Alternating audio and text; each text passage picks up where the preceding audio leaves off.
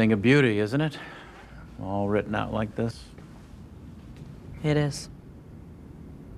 The number one most requested video is for me to go over Taylor's equations. But I told you guys, I can't do it. I'm sorry. I know you see an Indian guy and you're like, okay, if anybody knows what those equations are, it's the Indian guy. I mean, it's math, right? But I don't know, that math gene just completely missed me by a mile. I only have the average mathematical ability of any other American student. Sometimes I still have to count my fingers when doing math. Other times I gotta use a calculator to calculate a tip at a restaurant if I drank too much. In my AP Calc test in high school, I could barely calculate any of the answers to the problems. The only thing I could calculate was how many problems I had to do and get right and how many I had to avoid and not get wrong, because you used to get points off for that, so that I could pass. That's the math I was doing on that test. Pass though. So these equations that Taylor has on the board for me to explain, no, not a chance. But I got so many comments about it that I started looking at myself like, hey, I'm Indian. Why wouldn't I be able to understand those equations? So I did exactly what I saw Axe do. I printed them all out, had a big sheet, I stared at them like this, and I kept staring and staring, but nothing came to me. I even tried staying home on a Friday night just doing Tai Chi with authentic Tai Chi music.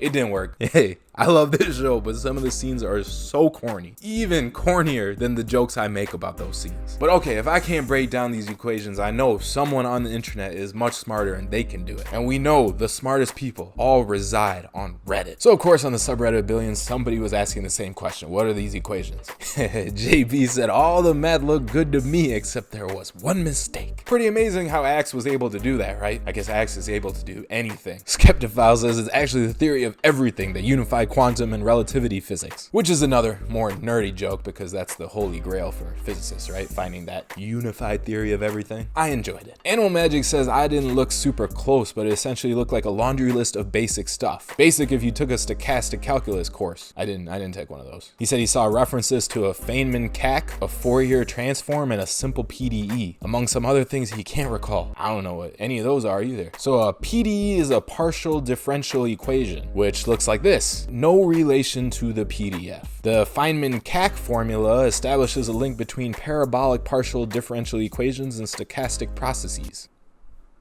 The Fourier transform decomposes a function of time into its constituent frequencies. So it looks like this. Again, I don't really know. But another user said they were just stochastic differential equations, variations of the Black-Scholes partial differential equation. Black-Scholes. Now that's a name I actually do know. I do know something about the Black-Scholes model. So I guess we'll talk about that. So the Black-Scholes model is basically the model that they use to price options. Now I know what Taylor was doing was creating some algorithm to tell if someone was front running them, right? That's not what the Black-Scholes is. Black-Scholes is just for the options, but it is a partial differential equation. So it's still an equation, right? For all you very scholarly viewers. But yes, the Black-Scholes is a pricing model used to determine the fair price or theoretical value for a call or put option. Theoretical, that's the key word. I'll talk about it in a second. But it's based off 6 variables: volatility, the type of option, the underlying stock price, the time, the strike price, and the risk-free rate. Now, the thing with options, they are derivatives of stocks, and they can get very complicated when you get into the math because there's a lot of different factors going on. I actually have a whole series on options discussing what they really are versus what people think they are. Talks all about how important volatility is and all of that people don't realize when they're trading options, and they get dangerous. Definitely check out that series, that playlist. I'll put it right here. But yeah, for stocks, it's basically you have the stock and it's either going up or down, right? With options, it's not that simple because, okay, you'll have that underlying stock price, but another huge key in options is volatility. How that stock is moving, like whether it's moving all wild and crazy like this, or if it's moving nice and smooth, either up or down, that really affects an options price. And obviously calculating that gets complicated. And then another thing you have is time, because an option is just a contract, right? Actually, maybe I should explain real quick what an option is. A call option is the right to buy a stock at a certain price. It's basically a contract. So if you have a call option to buy Apple at $100, doesn't matter where Apple is trading trading at, you have the right to buy it at 100 from somebody. A put option is the right to sell a stock at a certain price. So if you have a put option of Apple again at $100, then you have the right to sell Apple at $100 regardless of where it's trading at, which you can make money. Say Apple was trading at $80. If you can sell it at 100, guaranteed, made 20 bucks, right? Because you could buy at 80, sell at 100. But okay, with those contracts, there's a time limit, and the actual value of your contract or your option, the price of it, that changes as you get closer and closer to expiration, which is another huge factor that's hard to calculate. So the Black-Scholes model is supposed to calculate all those factors, and that's why it's a fancy ass partial derivative like this, which definitely looks similar to what Taylor was doing. So the Black-Scholes pricing model is largely used by option traders who buy options that are priced under the formula's calculated value. So theoretically, you could use this Black-Scholes model to price an option, right? So if an option is trading at below the price that the formula calculates, then you would want to buy it because it's undervalued. If an option is trading above the calculated price of the Black-Scholes model, you'd want to sell it because it's overvalued. So that's theoretically how you could use it. And option market makers like the brokerages and stuff, they use that model to price options as well. Now, this model, the Black-Scholes model, it is far from perfect because I told you those things are so complicated to calculate. So they're talking about the volatility of the underlying. So one of the things the model assumes is that volatility remains constant over the option's life, which is obviously not the case because volatility is going to change with supply and demand. So it's not perfect because it's not able to calculate the actual changes that happen in the market, in a living, breathing market. And that imperfection in the model is actually what you can take advantage of, which is exactly what I do in my options trading strategy from the same system that I always talk about, the Nasdaq All-Stars. So let me explain what we do. So the Nasdaq All-Stars, all it does is take advantage of the momentum anomaly in the market. So it takes advantage of the fact that some stocks have momentum, that they've gone up for a certain period of time and will continue to go up. At least that's the theory, right? So the system calculates that momentum and puts money into the stocks that have high momentum. Works really well. With just plain stocks, I'm getting an average of 30% a year in returns. But there's another way to use the system with options. So you're taking that same momentum, but you're buying options on that stock instead of just plain shares. So by doing that, what you're doing is taking the momentum anomaly and combining it with the failures of the Black-Scholes model. Because here's the thing about the Black-Scholes model, like we went over its restrictions, right? Where it falls short. Well, one of the things it's not good at is pricing options way out of the money. So again, say Apple is at $100, right? Say it's trading at $100 right now. Well, the Black-Scholes model is not going to be good at pricing a call option or the contract to buy Apple at a price of like 130, because 130 is pretty far away from 100, right? Now, these aren't exact numbers. Again, I can't do the math in my head, but the Black-Scholes, it's not going to price it properly because again, it assumes standard volatility. The time decay gets complicated, especially if you're doing a long-term contract. Lots of different factors. But the thing that it also doesn't properly take into account is the momentum of that stock. So if my system determines that Apple has high momentum, the Black-Scholes model isn't picking up that same reading. So what happens is it ends up pricing those calls that I want to buy way lower than what they should be. So with my model, I could buy those undervalued contracts, and if Apple keeps its momentum, which it should, according to my system, then those options that I bought, their value should shoot up. And with that strategy I just described, we were seeing gains of around 400% a year. That's crazy, right? It's crazy good returns combining those two things. But don't get too excited because like I said, calculating this stuff is tough. Backtesting an option system, not that easy. So it's not perfect. There are big drawdowns. We're still trying to figure that part out. But the logic makes sense and we have seen some crazy good returns. And if you want to learn more about that system, more about the momentum trading that I do, I'll put a link to a video right here where I describe it. It's good stuff. I love that system. And for the option section of it, I just put a lot less money into it and kind of treat it as a moonshot, just because I personally can't take the volatility, but other people can. I mean, it's up to your preference, right? If you want the super high returns, you got to deal with the super high volatility. It's all preference. Definitely go check that video out. Now, I apologize once again for not knowing enough math to go over Taylor's equations, but I did know the Black-Scholes a little bit, right? Hopefully that satisfied that math craving you had, which I never, ever